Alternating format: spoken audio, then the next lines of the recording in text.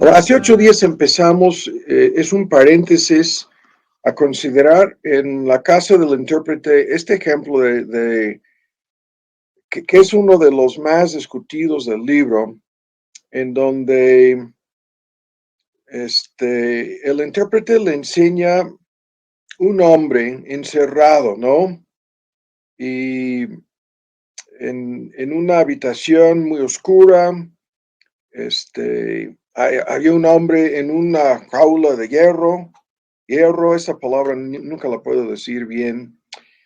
Y el hombre al mirarle se veía muy triste, estaba sentado con la mirada hacia el suelo, con sus manos entrecruzadas y daba suspiros como si se le fuese a romper el corazón. Y cuando el cristiano dijo, ¿qué significa esto? El intérprete comienza a manejar un diálogo, ¿no? En este asunto y directamente le anima a Cristiano a preguntar al hombre mismo, ¿no? Y cuando le pregunta quién eres o qué eres tú, la respuesta, soy lo que no fui antes, ¿no? Esa es su respuesta. Soy lo que no fui antes. ¿Y qué fuiste antes? Antes era un buen, próspero, profesante, y se describe, ¿no? Como una persona que creía que había sido convertida, que estaba preparado para ir al cielo, la ciudad celestial, e incluso que había disfrutado, ¿no? Con gozo el hecho de contemplar, de pensar que llegaría al cielo. Y ahora se vuelve a preguntar a este hombre sobre su condición cristiano, pero ¿qué eres ahora? ¿Qué es lo que te ha pasado? Y su respuesta, soy un hombre desesperado, estoy encerrado en la desesperación, como en esta jaula, y no puedo salir. Y lo dice 2 veces. Ahora dice, ya no, ahora no puedo salir. Pero ¿cómo llegaste a esta condición? Y luego viene en el diálogo, lo que vimos hace 8 días, la parte que nos interesa. Hay una parte técnica en donde habla de sí mismo como una persona que ha crucificado de nuevo a nuestro Señor Jesús. Ese es el tema que vamos a comenzar a discutir en una forma directa, si no me equivoco, el próximo miércoles. Pero en la parte final se vuelve a preguntar, ¿no? ¿Es debido a qué? ¿Cómo es que hayas llegado a estar en esta condición? Y la respuesta por los deseos, placeres, beneficios de este mundo. Y habla de cómo disfrutaba estas cosas y creía que no le harían ningún daño, pero al fin y al cabo cayó en estos pecados y termina diciendo, ahora cada una de esas cosas me muerde, lo que antes le daba deleite, el pecado, ¿no? Los pecados en los cuales cayó. Y ahora dice, estos pecados me muerdan y me comen como un gusano. Y cuando termina la entrevista, el cristiano quiere saber si este hombre puede arrepentirse. Y la respuesta sorpresivamente, y eso es lo que genera tanta controversia, y vamos a ir poco a poco tratando de entender exactamente por qué no puede arrepentirse. Y incluso dice que Dios mismo le ha negado el arrepentimiento. Y aquí comenzamos, ¿no? Vimos hace 8 días un resumen de la doctrina bíblica de la preservación y la perseverancia de los creyentes. La base de esta doctrina se encuentra en muchísimos textos, incluso es una parte del sistema de las doctrinas de la gracia y en particular una parte de lo que llamamos el pacto de gracia o redención, que es el plan eterno de salvación. En Filipenses 1:6, el texto más conocido, más citado sobre este asunto, y repasamos una parte de páginas de textos, ¿no?, que hablan de la preservación de los creyentes. El texto más citado es Filipenses 1:6, estando confiado de esto, de que el que comenzó en vosotros la buena obra, Pablo estaba completamente seguro, confiado, de que Dios había comenzado en los filipenses la buena obra de la salvación, el que comenzó esta obra, y el argumento es que la salvación no es de origen humano, tampoco la fe, todo el asunto es don de Dios, Dios toma la iniciativa en salvarnos, y esta obra no es algo de casualidad, no es algo en ese sentido, no circunstancial, no es por suerte o de manera accidental que una persona haya sido convertida a Cristo, sino es el plan y propósito de Dios desde la eternidad, en base a la doctrina bíblica de elección. Dios, en el llamamiento eficaz, le otorga a la persona el don del arrepentimiento y la fe y regenera su naturaleza. En el nacimiento nuevo, la mente es abierta para entender, o sea, la ceguera espiritual es quitada y los ojos son abiertos para ver y entender la obra de Cristo y el medio de salvación por medio de la gracia y obra salvadora de Cristo. Y esto comienza un cambio radical y profundo en su mente, sus emociones que estaban inclinadas en contra de Dios, ahora están inclinadas a favor de Dios. Es un cambio en el más profundo de su ser, de la inclinación dominante de su alma, y la voluntad es librada de la esclavitud y el dominio del pecado. Es todo lo que Pablo está resumiendo en la fórmula: el que comenzó en vosotros la buena obra, la continuará. El texto dice, la perfeccionará hasta el día de Jesucristo, que es, o sea, la segunda venida o nuestra llegada al cielo, como sea la hora de nuestra muerte. Y esa obra será perfeccionada en nuestra glorificación final en el cielo. Entonces, este es el punto que nos sirve de introducción el día de hoy. Los creyentes perseveran en la fe porque son preservados por Dios. Eso es lo que vimos hace 8 días. La palabra preservación enfatiza la obra divina, el lado divino, la actividad de Dios en este asunto de preservar a cada creyente. La perseverancia es el efecto, es causa y efecto. La causa de nuestra perseverancia es Dios preservándonos. El resultado de esto en el efecto es nosotros perseveramos en la fe. O sea, comenzamos a creer en Cristo y continuamos creyendo en Cristo. Hay un cambio permanente en nosotros, y al obrar en nosotros la capacidad de creer, confiar y entregarnos a Cristo, creyendo en Él, en su evangelio, confiando el 100% en la obra salvadora que Él realizó en la cruz del Calvario, y entregándonos a la persona resucitada, ¿no?, de los muertos, entregándonos a su señorío, somos salvos. Y este cambio, que en síntesis los 3 elementos, creer, confiar y entregarse, los 3 elementos de la fe, son la obra de Dios, y el resultado es que lo que Dios comenzó, Dios continúa y perfecciona en cada creyente sin excepción. Entonces, comenzamos con este tema hace 8 días y terminamos nuestro estudio, una parte del estudio, hablando de lo que esta doctrina no enseña. La preservación y la perseverancia de los creyentes no enseña, fíjense bien, que todas las personas que hacen una profesión de fe continuarán. No enseña que todos los que se bautizan, todos los que llegan a ser miembros de una iglesia, serán preservados, ¿no? No enseña que en base a una profesión de fe hay una garantía de salvación. Esto no lo enseña. ¿Por qué? Porque muchas personas no son realmente convertidas. Hacen una profesión de fe, luego demuestran que son personas o autoengañadas o personas hipócritas, o una combinación de las dos cosas, ¿no? Y lo que la Biblia dice es que las personas engañadas, las personas cuya profesión de fe es falsa, las personas que no son realmente convertidas a Cristo, no son y nunca serán salvos a menos que sean verdaderamente convertidas. Y en este sentido,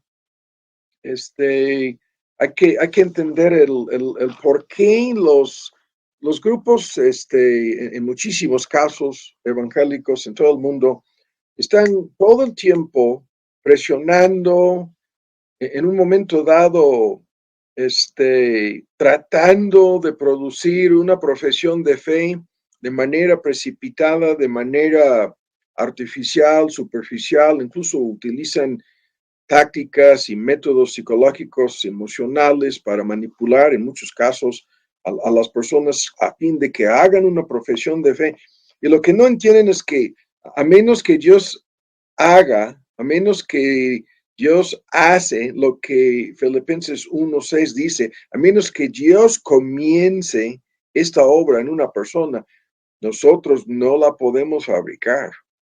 Nosotros no la podemos manipular, por un lado. O sea, tienen desconfianza en los propósitos, la gracia y el poder de Dios, y por lo tanto piensan, yo tengo que fabricar la profesión de fe de un grupo de personas, tengo que manipular, tengo que forzar el asunto, ¿no? Por un lado. Ahora, por otro lado, no entienden que todas las personas que hacen una profesión de fe en Cristo no pueden echarse para atrás. O sea, lo que no entienden es que, lo que vamos a ver más adelante, a los que terminan apostatando, la Biblia dice, les hubiera sido mejor nunca haber profesado la fe salvadora en Cristo, nunca haberse identificado como seguidores del Maestro. Les hubiera sido mejor no hacer eso, porque al hacer una profesión falsa y luego echarse para atrás, apostatar, están tan solo garantizando su perdición. Y como vamos a ver próximamente, les espera el peor juicio. Dios tiene reservado para las personas apóstatas un juicio extraordinario, un juicio espantoso. Y es por lo tanto que, vuelvo a decir, no todos los que hacen una profesión de fe tienen esta garantía de ser preservados, porque a menos que su profesión sea la obra de Dios, no van a perseverar. Ahora, el segundo lo vimos terminando en una forma de síntesis. Aquí hay que concluir con estos puntos. Esta doctrina de la preservación y la perseverancia de los creyentes no enseña que los verdaderos creyentes no pueden caer en pecado. La Biblia está lleno de ejemplos. Creo que mencioné el caso de Abraham. ¿Cuántas veces? De David. ¿En cuántos pecados cayeron estos grandes héroes de la fe? El mismo apóstol Pedro, 3 veces negando a su Señor. La Biblia enseña que los verdaderos creyentes, al caer en pecado, no van a permanecer en sus pecados. Van a ser conducidos nuevamente al arrepentimiento. Su arrepentimiento será renovado y continuarán en la fe. Serán disciplinados por Dios. En este sentido, la disciplina divina no es una de las evidencias de que somos en verdad creyentes. Esas personas que pueden pecar y Dios no les hace nada, estas personas que pueden permanecer viviendo en pecado, profesando la fe salvadora en Cristo y nunca son disciplinadas por Dios, es porque no son verdaderamente creyentes. Y en este sentido, el último punto aquí es que Dios no preserva a los creyentes sin asegurar que los creyentes cooperan con Él en este proceso de su perseverancia. Lo que Dios logra es exactamente nuestra cooperación. Y el tema va por este camino, ¿no? En donde muchos de los textos que hablan de este asunto nos están amonestando y nos están incentivando y nos están motivando a perseverar, a continuar en nuestra responsabilidad humana, a cooperar con el proceso que Dios está obrando en nosotros. Y Dios logra esa cooperación en el caso de cada creyente. De igual manera como Dios logró nuestra conversión, logra nuestra perseveración. pero es lo mismo. Obra en nosotros el deseo de continuar en la fe. Ahora, el día de hoy, vamos a comenzar a analizar esto en una forma más profunda. Y lo que nos toca hacer en este estudio es analizar una lista de textos que hablan de la apostasía. Y como vamos a ver, son muchos textos. Es un tema que la Biblia toca ampliamente. Ahora, comencemos de nuevo. Hay muchas personas que hacen una profesión de fe y después de un tiempo, corto o largo, estas personas van para atrás, retrocedan, ¿no? Esos son términos bíblicos. Su retroceso no es algo temporal y eso es una importantísima distinción. Van para atrás de manera permanente y final. Su retroceso es permanente y final. Estas personas, al fin y al cabo, le dan la espalda al que decían haber recibido como su Señor y Salvador. Le dan la espalda a Cristo. En ese sentido, abandonan su profesión de fe y vuelven, como ya lo hemos comentado, ya sea al mundo y sus pecados, o en algunos casos que son espantosos, a su religión falsa. Hay cantidad de ex evangélicos en América Latina, ¿no? En donde estos ex evangélicos, un porcentaje de esta lista de ex evangélicos, un porcentaje de estas personas se regresan a la Iglesia Católica. O sea, es como por un tiempo rechazar a la Virgencita, abandonar la misa, decir no al papado, ¿no? Y ahora, después de haber dicho, no, ya no creo nada de lo que enseñan en la Iglesia Católica, ahora creo la Biblia, el Evangelio, la gracia, la salvación por Cristo, y después volverse a la basílica, volverse a la misa, volverse al sacerdocio católico con su engaño total, ¿no? Es increíble ver una persona actuar así, pero eso es exactamente lo que sucede con un grupo de personas. Y cuando nos preguntamos qué pasó, lo que esta doctrina enseña nos explica todo el asunto. Nos explica cómo es que estas personas nunca fueron realmente convertidas.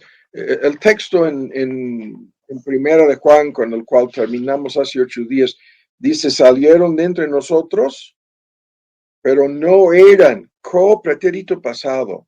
Estoy leyendo el texto, no eran de nosotros, porque si hubieran sido de nosotros, habrían permanecido con nosotros, pero salieron para que fuera evidente, para que se hiciera manifiesto que no todos eran, yo lo voy a poner en tiempo presente, no todos los que dicen ser creyentes verdaderamente lo son.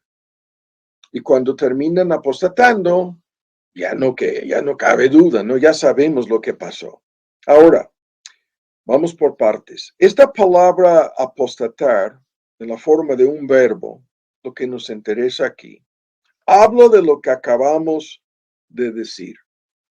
Y estas personas que hacen su profesión de fe en Cristo y después de un periodo de tiempo vuelven para atrás, son personas que Cristo menciona en la parábola. Yo sigo creyendo que es la más importante para entender el evangelismo, para entender de cada 3 personas que hacen una profesión de fe en la parábola del sembrador, como 2 de estas 3 personas terminan echándose para atrás. Y esto no, gracias a Dios, no lo vemos en América Latina en ese porcentaje de casos. Yo me atrevo a decir que en los países históricamente cristianizados, evangelizados, como el Reino Unido, y la Unión Americana, para dar dos ejemplos, me atrevo a decir que las cifras son así. De cada 3 personas en esas naciones evangelizadas desde hace siglos, ¿no? En forma cíclica, incluso han tenido grandes avivamientos. De cada 3 personas que hacen una profesión de fe en Cristo, 2 se echan para atrás y terminan apostatando. Ahora, la mayoría de estas personas, vean lo que vamos a decir aquí. Al principio daban evidencias, daban la apariencia de ser a de veras creyentes, al principio. Y luego, al continuar por un tiempo, y en muchos casos es un largo periodo de tiempo, normalmente son años, luego dan evidencias de que nunca fueron convertidas realmente. Y esto es lo que confunde y sorprende, ¿no? a muchas personas. Ahora vamos a una lista de textos que hay muchos textos que vamos a ver que describen este asunto. Vamos a Hebreos, a su capítulo 10, y quiero aprovechar aquí para ver en 2 versiones. Vamos a Hebreos 10.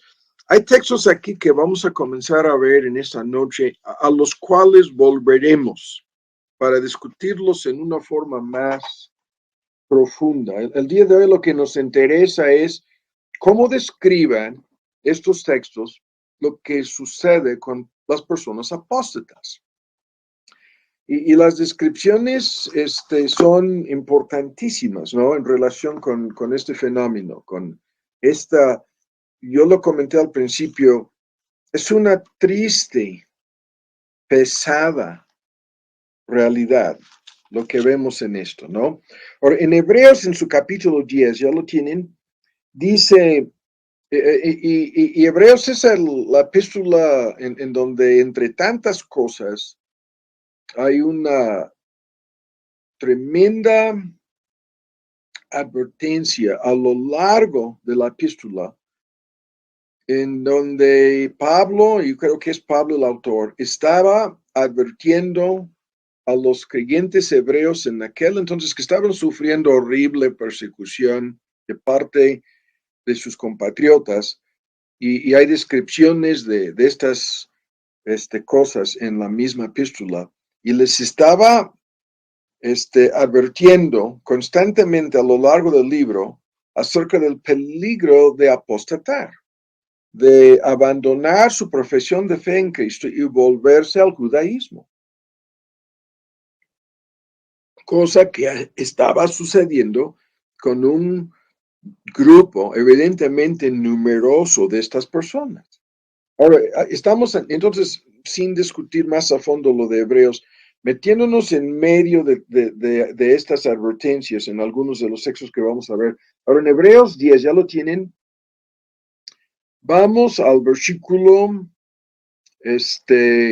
35. Se menciona persecuciones, encarcelamiento en el versículo 34, personas cuyas pertenencias les fueron quitadas, o sea, sus bienes robados por los judíos, y estaban sufriendo este tipo de persecución y oposición.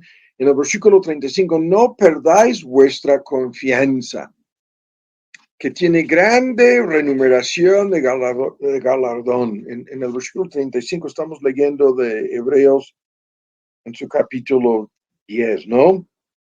Y dice, porque tened necesidad de paciencia, y la palabra aquí que se traduce paciencia corresponde exactamente con nuestro tema de la perseverancia. Perseverancia. Tienen necesidad de perseverar, así lo estoy diciendo, porque habiendo hecho la voluntad de Dios, obtengáis la promesa, en 36, y la promesa es la salvación en su etapa final, la glorificación final en el cielo, ¿no? Porque aún un poquito el que ha de venir vendrá, no tardará, mas el justo vivirá por la fe, y eso es nuestro tema. La fe te da la capacidad de perseverar. La fe que es obra de Dios, don de Dios, no se puede desvanecer, no puede dejar de existir. Y tenemos que vivir en medio, aquí el ejemplo es de tanta oposición y persecución. El único medio para perseverar en medio de esta clase de oposición es nuestra fe. Y eso es lo que el texto dice. El justo vivirá por medio de la fe. Esta es la cita, ¿no? Que a lo largo de Gálatas y Romanos se repite esta fórmula que comienza en el Antiguo Testamento, en el Génesis, ¿no? Con la conversión y la justificación por la fe de Abraham. Mas de inmediato dice, si retrocede, si la persona que se identifica como creyente se retira, dice la versión antigua, o se retrocede la versión actualizada, mi alma no se complace, no me agradará en él. Entonces, aquí el argumento es exactamente nuestro tema. Los que retrocedan, los que se echan para atrás, son apóstatas.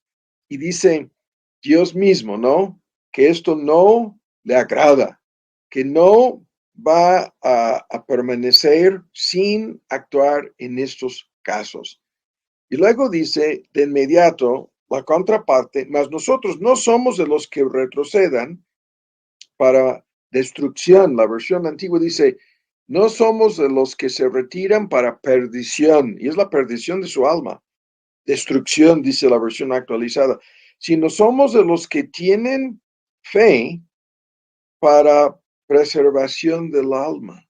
Tenemos la fe, la verdadera fe, que preserva nuestra alma. Y aquí tenemos el tema. Es un texto clásico, ¿no? Y en esta descripción se trata exactamente de lo que estamos discutiendo. Ahora bien, la misma cosa aquí mismo, estamos en el capítulo 10, ¿no? De Hebreos. Y vamos hasta en el versículo 23, es lo que tengo apuntado aquí, del capítulo 10.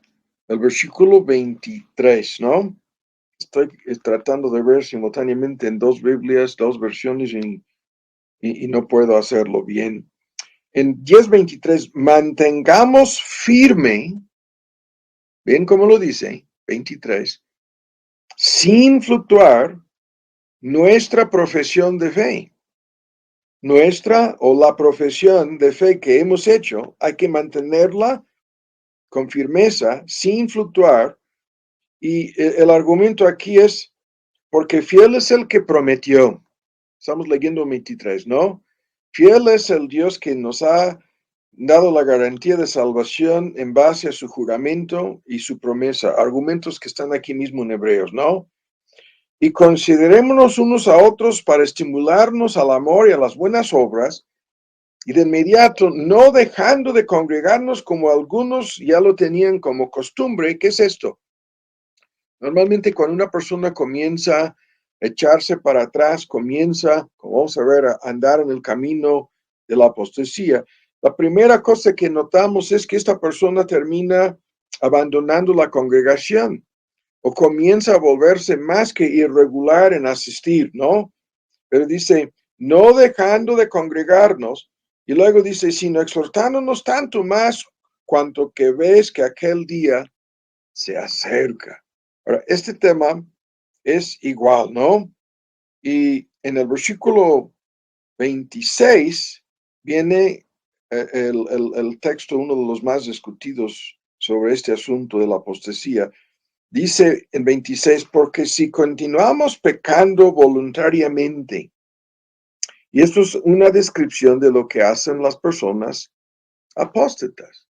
Estas personas, en la versión antigua, si pecáramos voluntariamente, es una descripción de lo que la gente apóstata hace. Si continuamos pecando voluntariamente después de haber recibido el conocimiento de la verdad, ya no queda más sacrificio por los pecados, sino una horrenda expectación de juicio. Y este juicio se describe en la versión antigua como hervor de fuego que ha de devorar a los adversarios. Son advertencias del Antiguo Testamento, de la ley mosaica, en donde Dios advertía al pueblo judío sobre este peligro de apostatar. Y de inmediato brinca este asunto. El que violaba la ley de Moisés por testimonio de 2 o 3 testigos moría sin, la versión antigua dice, sin ninguna misericordia. ¿Cuánto mayor castigo pensáis que merecerá aquel que haya pisoteado al Hijo de Dios, teniendo por inmunda la sangre del pacto? Estas son las cosas que decía el hombre encerrado en la jaula de apostasía, ¿no? La celda de apostasía. Esas son sus mismas palabras. Cuando describe su pecado, cuando contesta la pregunta del cristiano, ¿qué hiciste? ¿Cómo llegaste a esta condición? Y aquí se describe esta persona como una persona que trata la sangre del pacto como cosa inmunda y una persona que termina afrentando, ¿no? Que una persona ultrando, es la versión moderna, que haya ultrado al Espíritu de gracia, ¿no? Y se refiere al Espíritu Santo. Esta persona peca en contra de Cristo y en contra del Espíritu Santo en su acto de apostasía y termina, en el versículo 30 dice, sabemos, bueno, comencemos en 30, sabemos quién es el que dijo, mía es la venganza, yo daré el pago, dice el Señor, y otra vez el Señor juzgará a su pueblo. Son advertencias tomadas del Antiguo Testamento de Deuteronomio en contra del pueblo judío en relación con su apostasía. Cuando dice el Señor juzgará a su pueblo, ese es el pueblo de Israel bajo la ley mosaica, y luego horrenda cosa es caer en las manos del Dios vivo. Y esta descripción es de lo que Dios hace con las personas apóstatas. Y lo mencioné al principio del estudio. Las advertencias más fuertes de la palabra de Dios hablan de este asunto, ¿no? Pero vuelvo al mismo punto, ¿no? En donde habíamos comenzado. Vamos otra vez al versículo 39. Nosotros no somos. Termina el argumento así. Nosotros no somos de aquellos que retrocedan. Y la versión antigua es la mejor traducción para perdición. No, nosotros tenemos la fe que preserva el alma, ¿no? Somos de los que tienen esa fe que es para la preservación de nuestras almas. Entonces, aquí tenemos en síntesis una descripción espantosa de este asunto. Ahora vamos rápido a Segunda de Pedro. En un momento dado vamos a combinar esas dos descripciones. Vamos a Segunda de Pedro. Aquí estoy tratando otra vez de manejar dos versiones. Segunda de Pedro en su capítulo 2. Y aquí tenemos otro de los textos entre los más fuertes de la Biblia, ¿no? Que hablan de este asunto. Segundo de Pedro 2, y la lectura en el contexto es de personas que se infiltraron a las iglesias, se comparan con Balaam, el profeta falso en Números, ¿no? En el Antiguo Testamento, y luego hay una descripción de estas personas como fuentes sin agua, como personas arrogantes en 17, 18, en 19 personas que les prometan a sus seguidores libertad, ¿no? Y la libertad es para vivir en pecado, para convertir la gracia de Dios en libertinaje incluso. Pero en el versículo 20 dice, ciertamente, 2:20, segunda de Pedro, que habiéndose ellos apartado las contaminaciones del mundo, eso es lo que al principio parecían hacer. En su profesión de fe, esto de apartarse las contaminaciones del mundo es una descripción en síntesis del arrepentimiento. Profesan haberse arrepentido, ¿En base a qué? Por el conocimiento del Señor y Salvador Jesucristo. Se profesan creer en Cristo, profesan haberse arrepentido de sus pecados, pero luego, ¿ven lo que dice? Otra vez enredándose. La versión antigua dice envolviéndose, es mejor enredándose, ¿no? Otra vez en esos pecados y lo que no lo contamos, lo señalamos al principio. Lo que no debemos pasar por alto es cualquier creyente puede caer en cualquier pecado, pero lo vuelvo a decir, ningún creyente puede permanecer en el pecado. Y este texto dice que cuando estas personas son enredadas en sus pecados nuevamente, ¿no? Se enredan nuevamente en los pecados en los cuales vivían antes. Ahora el texto dice, vean, y son vencidas, envolviéndose, enredándose en estas cosas, en estas contaminaciones del mundo, pero estas personas son vencidas. ¿Qué es esto? Apostasía. Estas personas permanecen en esos pecados. Y el texto dice, su postrer estado viene a ser peor que su primer estado. Sus postrimerías le son hechas peores que los principios, la versión antigua. Y luego lo que comentábamos al principio del estudio. Les hubiera sido mejor, ¿ven lo que dice? No haber conocido. Yo incluyo no haber profesado, no es tan solo conocer. Les hubiera sido mejor no haber conocido el camino de la justicia que después de haberlo conocido, volverse atrás. Esto es apóstata. Volverse atrás del santo mandamiento. El santo mandamiento aquí es de arrepentirse y creer.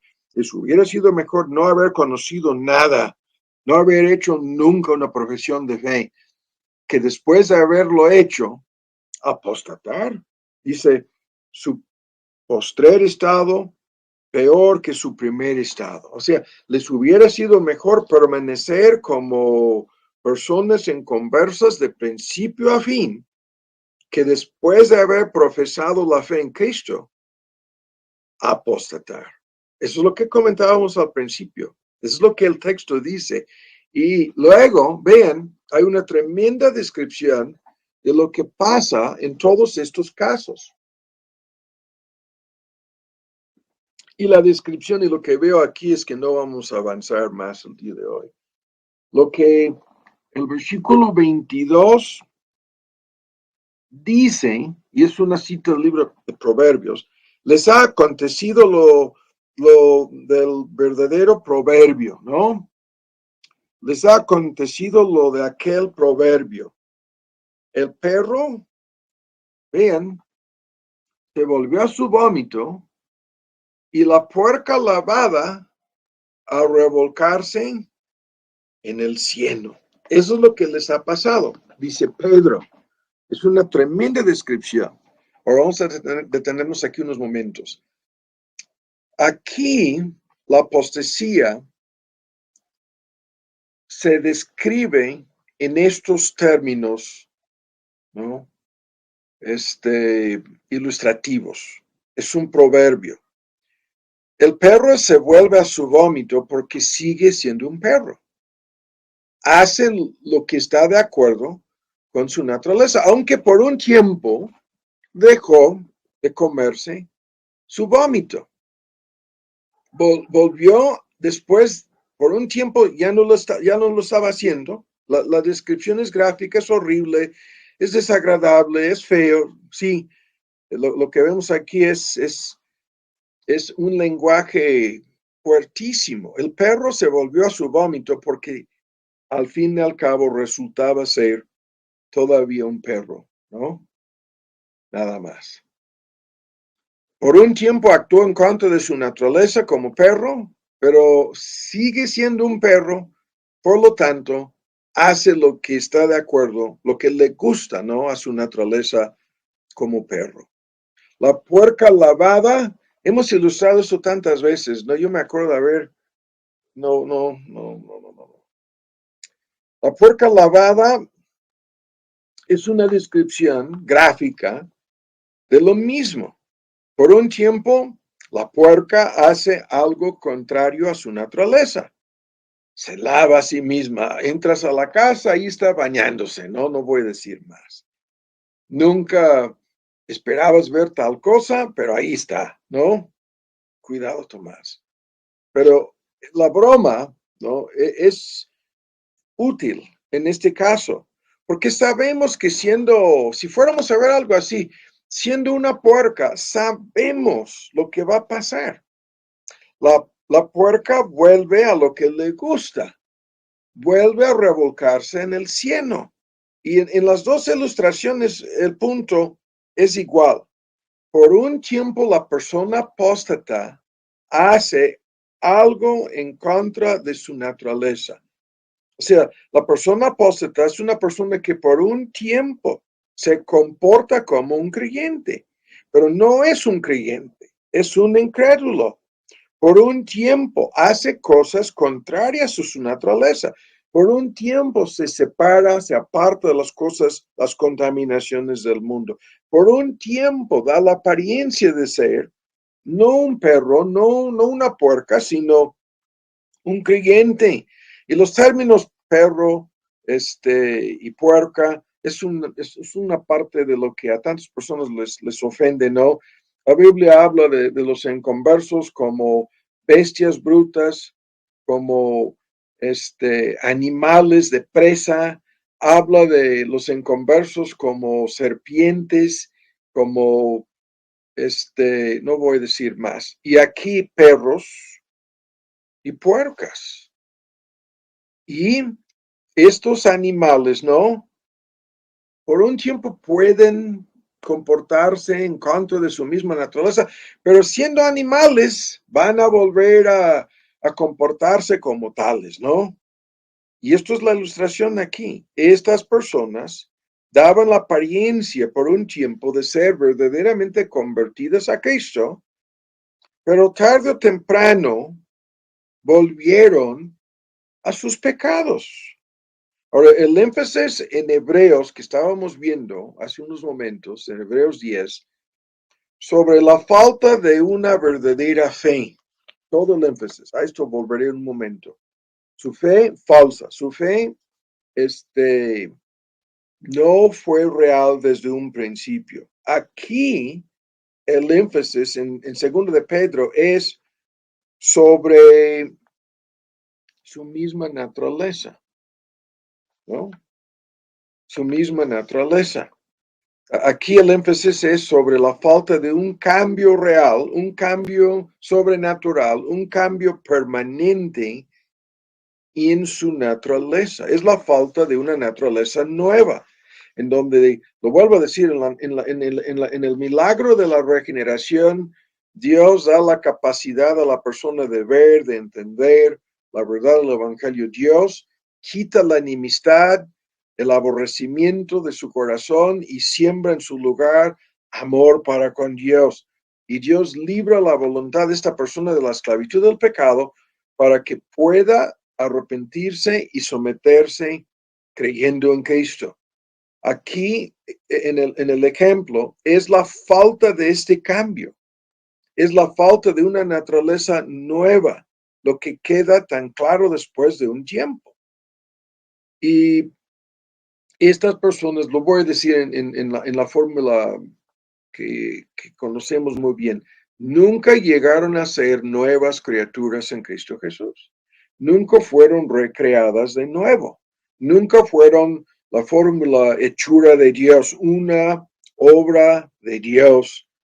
Nunca sucedió en el centro de su ser.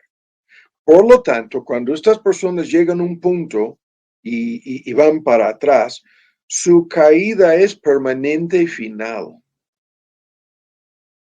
Lo vuelvo a decir. Su condición final es peor que su primera condición. Es la famosísima descripción de la boca de nuestro Señor Jesús en relación con Demas, ¿no? No, en relación con Judas, mejor dicho. Judas, ¿le hubiera sido mejor no haber nacido? Este texto dice, les hubiera sido mejor nunca haber profesado nada, ¿no? Les hubiera sido mejor no haber conocido nada. Les hubiera sido mejor nunca deberían de haberse identificado como creyentes.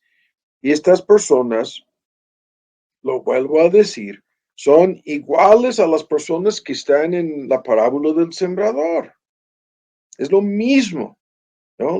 Lo que volveremos a ver sobre este caso. Entonces, para concluir este punto, ya hemos avanzado un poco aquí sobre qué es lo que pasa con estas personas. Primero, a esto volveré un momento, muchas de esas personas es evidente que su fe fue falsa desde un principio. En los demás casos es evidente que nunca fueron regeneradas, verdaderamente cambiadas por el Espíritu Santo. Entonces, es imposible que estas personas perseveran. ¿Cómo van a continuar? Los textos, y hay una lista que vamos a ver, y lo que ya veo la semana que entra, dicen que cuando en Lucas, en su versión del Sermón del Monte, la parábola del sembrador en particular, hay un énfasis en dos textos, en el Sermón del Monte, lo mismo en la parábola del sembrador, dice que permanecen por un tiempo hasta que se enfrentan con tentaciones, ¿no?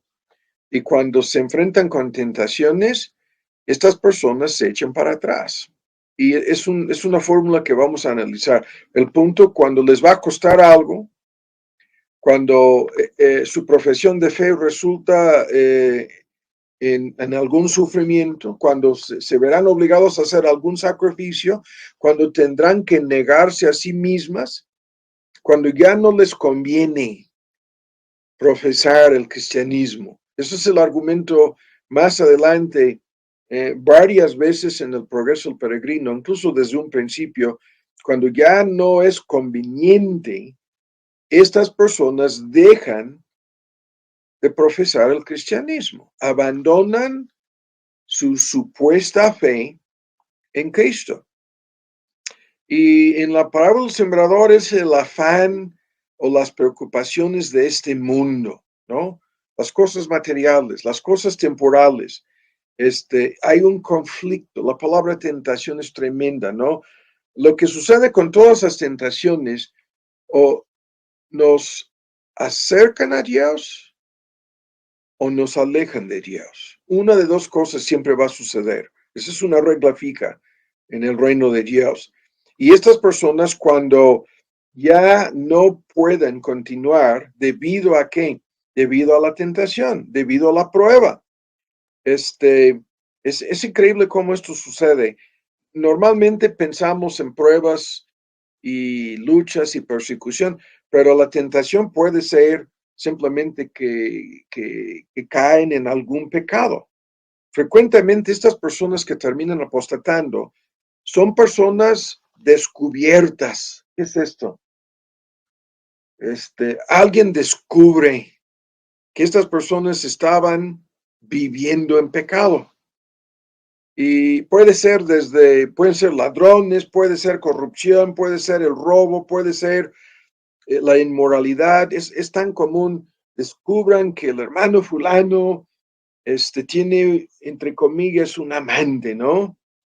Descubran que una persona anda en adulterio. Descubran que una persona está viviendo de manera clandestina en algún vicio. La lista aquí es interminable. Es algún ídolo, algún vicio, algún pecado secreto que estaban ocultando, estaban viviendo una doble vida. Por eso lo comentábamos al principio, personas hipócritas, personas autoengañadas, siempre terminan apostatando, porque cuando tienen que escoger, eso es lo que sucede en la tentación. Se ven obligadas a escoger entre Dios y el mundo. Se ven obligadas a escoger entre Cristo y sus pecados. Y no pueden servir a dos señores. No pueden servir a dos señores, no pueden y no quieren servir a Dios, todas las personas apóstatas. Entonces, demuestran que prefieren seguir al pecado, ¿no? Como su Señor, como su ídolo, ¿no? Como su sueño, como su fantasía, como sea.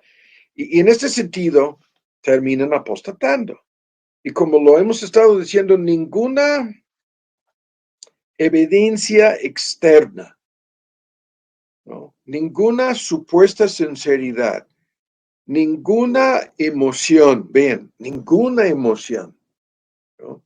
Yo he hablado con personas así en el pleno camino hacia la apostasía y están llorando, ¿no? Están como el hombre encerrado, ¿no? En la celda, están destrozadas, ¿no? Aparentemente. Ninguna cosa así es suficiente para que permanezcan, para que sean preservadas, ¿no?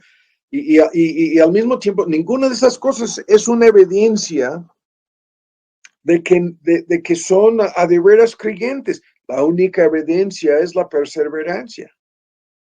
No hay otra. No hay otra forma para demostrar que son a de veras creyentes. Cualquier cosa que no sea la perseverancia es insuficiente.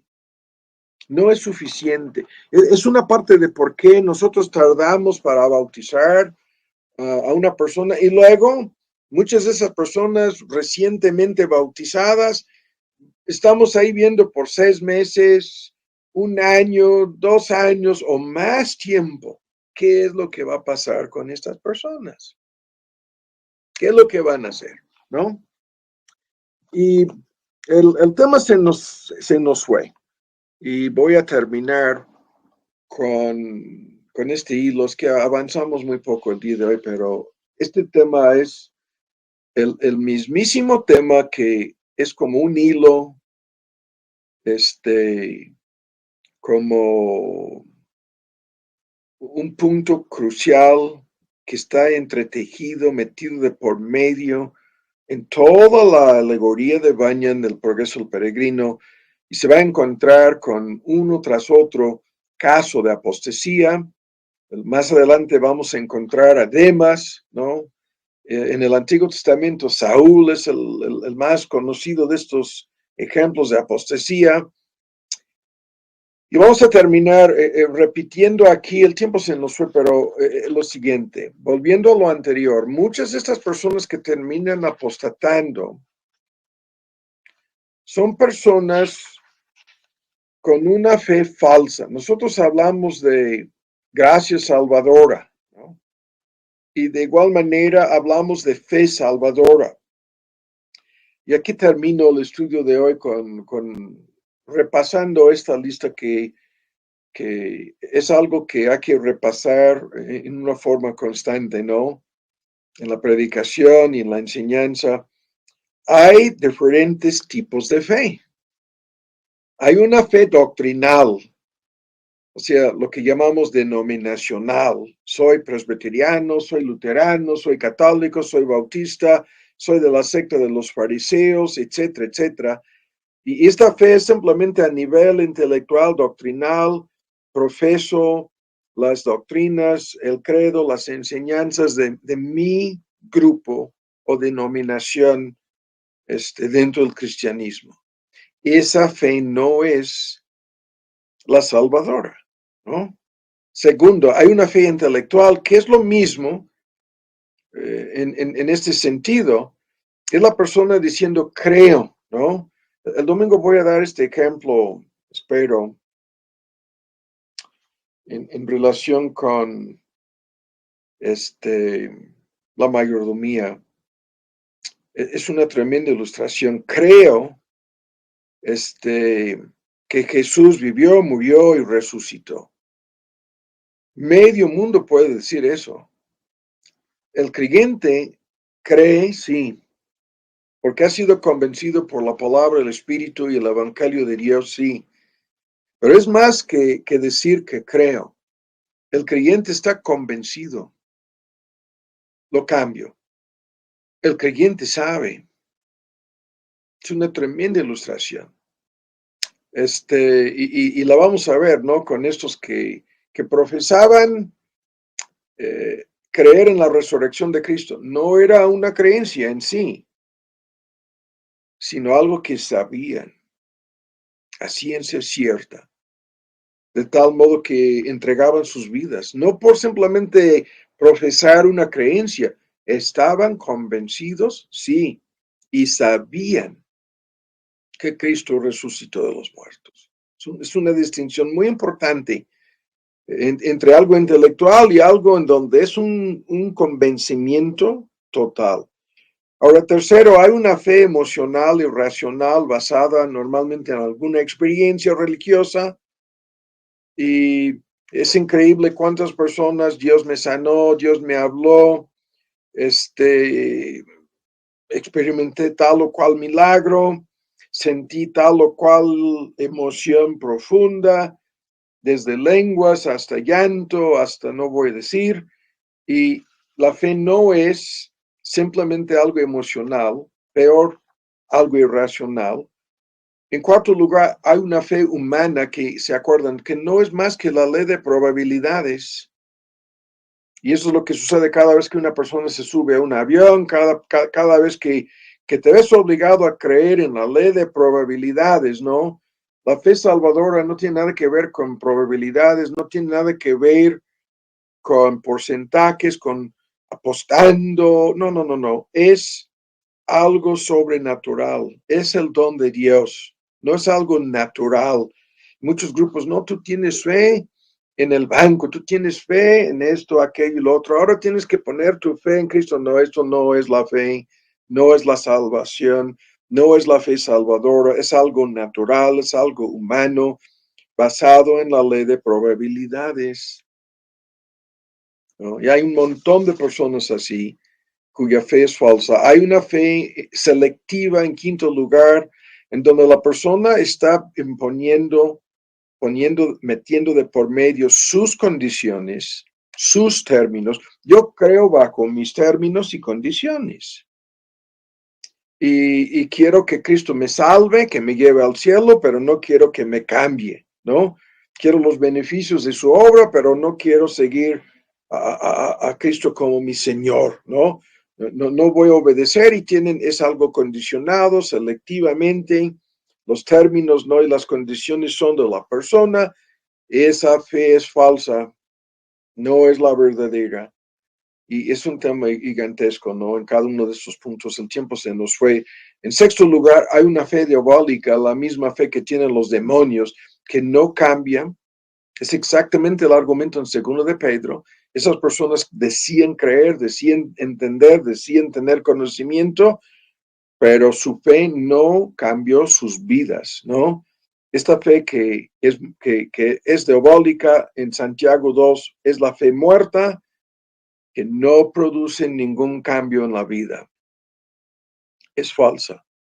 Y por último, hay la verdadera fe, que es para la preservación del alma, ¿no? Esta fe es el don de Dios. Esta fe afecta la mente, las emociones y la voluntad. Es, en Romanos 10, creer de corazón, ¿no? Así el asunto. Y la pregunta es si tú tienes esta fe.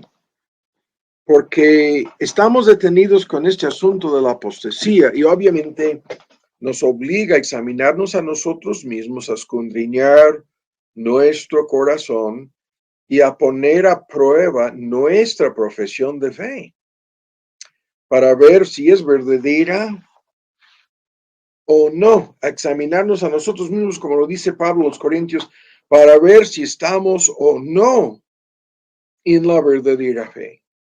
Y las personas que no hacen esto, lo comento aquí para concluir, están asegurando su perdición.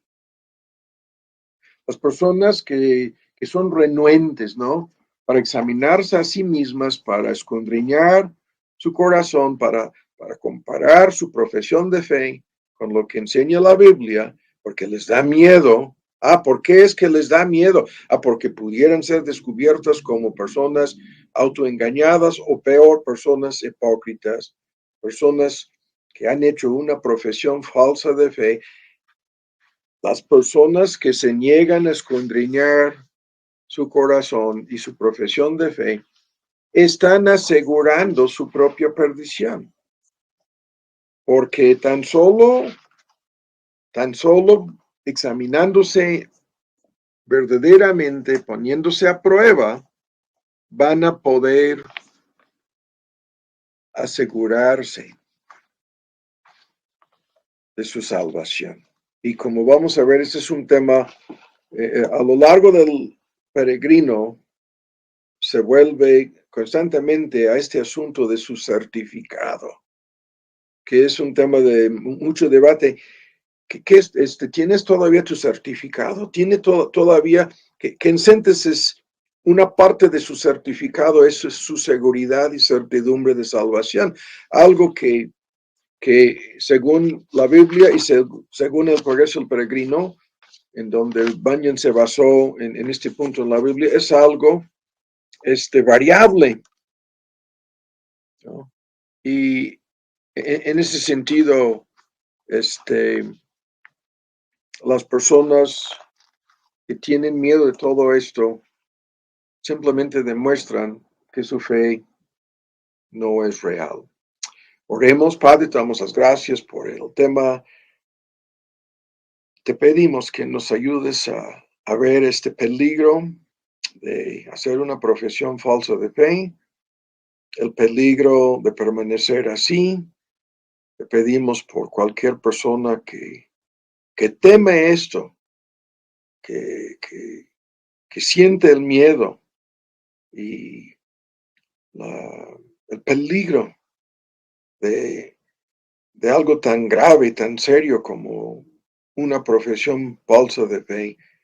Y te pedimos para que cualquier persona sí pueda volver a arrepentirse por tu gracia y por tu poder y volver a entregarse a Cristo y procurar una certidumbre y seguridad verdadera de su salvación, sabiendo que nadie puede hacer esto sin tu gracia, sin que tú hagas la obra. Y por eso te pedimos por cualquier persona así, escuchando en esta noche, y por los que sabemos que somos creyentes, te pedimos por la preservación, que es la causa y su resultado, nuestra perseverancia en la fe hasta el fin.